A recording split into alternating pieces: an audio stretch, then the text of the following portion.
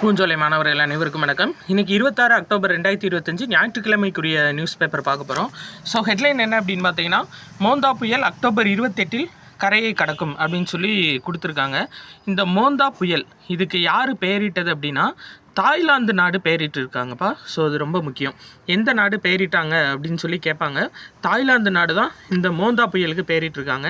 இதுக்கான என்ன மீனிங் அப்படின்னு, இந்த மோந்தான்ற புயலுக்கு என்ன மீனிங் அப்படின்னு சொல்லிட்டு உள்ளே இன்ன வரையும் எதுவும் கொடுக்கல. ஸோ அடுத்த நாளைக்கு நியூஸ் பேப்பரில் மேபி கொடுத்துருந்தாங்க அப்படின்னா நம்ம பார்த்துலாம், சரிங்களா. இதில் காக்கிநாடா, ஆந்திரா மாநிலம் காக்கிநாடா கிட்ட கரையை கடக்குன்னு சொல்லியிருக்காங்க. இதில் நம்ம தமிழ்நாட்டுக்கு எந்த பாதிப்பும் இல்லை.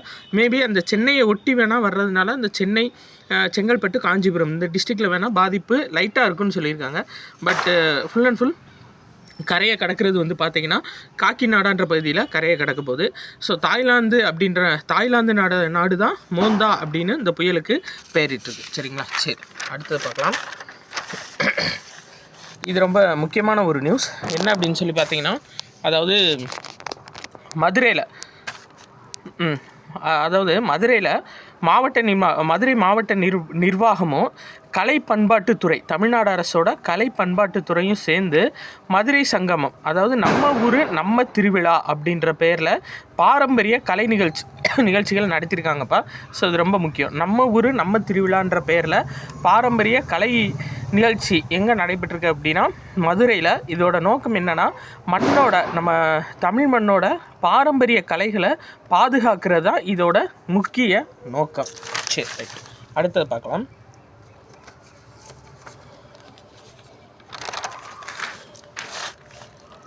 எக்ஸாம் பாயிண்ட் ஆஃப் வியூவில் அப்படின்னு பார்த்தோன்னா, இந்த இது நம்ம நேற்று பார்த்தோம் பார்த்தீங்களா. அதாவது தமிழ்நாடை பொறுத்தவரை நெல்லோட ஈரப்பதத்தை 17% 22% உயர்த்துறதுக்கு அந்த ஒன்றிய அரசு சார்பாக அந்த குழுக்கள் வந்திருக்காங்க. ஸோ நம்ம பார்க்கலாம், கொள்முதலுக்கு எப்பயுமே 17% தான் இருக்கணும் நெல்லோட ஈரப்பதம் அப்படின்றது. இப்போ மழைக்காலம் அதிகமாக இருக்கிறதுனால ஆட்டோமேட்டிக்காக நெல்லோட ஈரப்பதம் கூடியிருக்கு. ஸோ போன வருஷமும் 22% ஏற்றுக்கிட்டாங்க. ஸோ இந்த வருஷமும் நெல்லுக்கான கொள்முதல் 22% ஏற்றுக்கிறாங்களான்னு பார்க்கலாம். அது போக இந்த பேச்சிப்பாறை அணை எந்த மாவட்டம்னா குமரி மாவட்டம், அதையும் பார்த்து வச்சுக்கோங்க. கன்னியாகுமரி மாவட்டத்தில் இந்த பேச்சிப்பாறை அணை இருக்குது.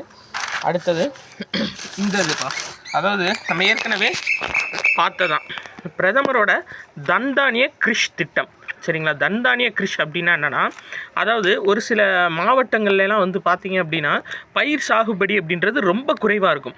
அப்படிப்பட்ட ஒரு 100 பகுதிகளை இந்தியா ஃபுல்லாக தேர்ந்தெடுத்து அந்த பகுதிகளுக்கு தேவையான உதவிகள் செஞ்சு, அதாவது கடன் உதவி ஆகட்டும், அது போக இந்த விதைகள் இதெல்லாம் எதுவும் தேவை அப்படின்ற பட்சத்தில் உதவி செஞ்சு அந்த 100 பகுதிகளை வளமான பகுதிகளாக மாற்றுறதான் இந்த பிரதமரோட தன்தானிய கிருஷ் திட்டம்.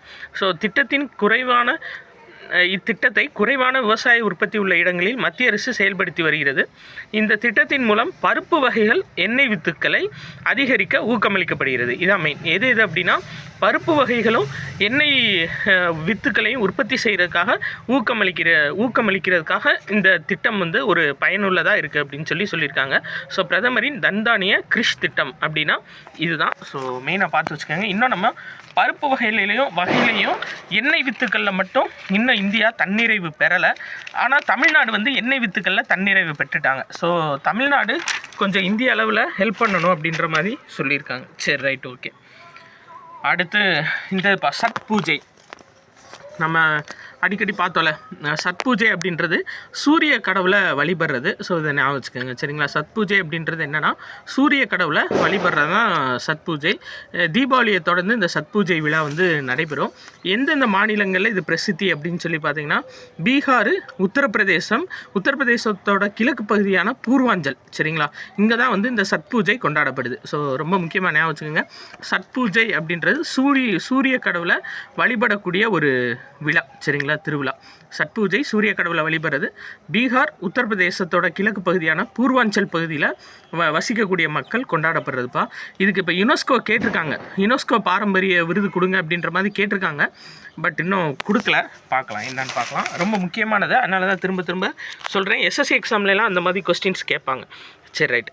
இந்த நம்ம பார்த்தோம்லப்பா, ஏற்கனவே பார்த்ததான் திரும்ப நியூஸ் பேப்பரில் வந்திருக்கு. ஞான பாரத இயக்கம் அப்படின்னா என்னென்னா, அதாவது பழைய ஓலைச்சுவடிகள் கையெழுத்து பிரதிகள் இது ரெண்டையும் பாதுகாப்பதற்காக டிஜிட்டல் மயம் எண்மமயமாக்குற பணிகள் தான் என்ன அப்படின்னா ஞான பாரத இயக்கம். ஸோ ரொம்ப முக்கியம். ஞான பாரத இயக்கம்னா பழைய ஓலைச்சுவடிகள் இந்த பழங்கால கையெழுத்து பிரதிகள் எல்லாத்தையும் வந்து டிஜிட்டல் மயமாக்கி அதை பாதுகாக்கிறதான். ஸோ இதுக்காக 17 நிறுவனங்களோட ஒப்பந்தம் போட்டிருக்காங்க இந்தியா. சரி, ரைட். இது இந்த ஆஸ்திரேலியா கிரிக்கெட் போட்டியில் 2-1 அப்படின்ற இதில் வந்து இந்தியா சீரீஸை இழந்திருக்காங்க.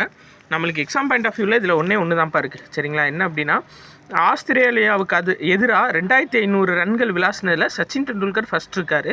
அதுக்கடுத்து இப்போ 2வதாக யார் இருக்கார் அப்படின்னா ரோஹித் சர்மா இருக்கார். ஸோ இதை ஞாபகம் வச்சுக்கோங்க.